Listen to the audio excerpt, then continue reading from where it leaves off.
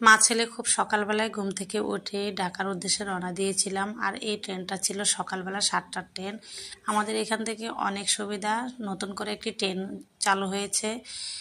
ঢাকায় পৌঁছে তারপর মা ছেলে মিলে নাস্তা করে নিয়েছি। আর দেখুন, এই ইট পাথরের শহরে সবাই ব্যস্ত। আমরা মা ছেলে নাস্তা করার পর হাঁটতে হাঁটতে উত্তরা অনেকগুলো জায়গায় হেঁটেছি। আর রাস্তার পাশে দেখুন কি সুন্দর মাশাআল্লাহ আর্টিফিশিয়ালের জিনিস। ঘর সাজাতে এমন কোনো জিনিস নেই যে পাওয়া যায় না। আমি তো দেখে সব কিছুই মনে ইচ্ছে করছিল যে কিছু জিনিস কেনাকাটা করে নিই। আমরা মূলত কেনাকাটা করতে ঢাকায় যাইনি, আমাদের জরুরি একটা কাজে গিয়েছিলাম। তো এখানে ঘুরতে ঘুরতে সব জায়গায় ঘুরে দেখলাম। তারপর আমাদের কাজটাও মোটামুটি হয়ে গেল।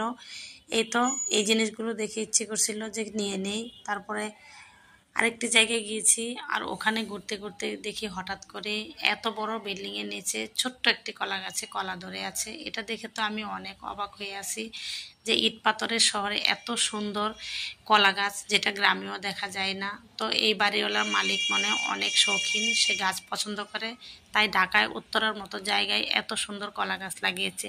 তো কেমন লাগলো অবশ্যই ভিডিওটি জানাবেন।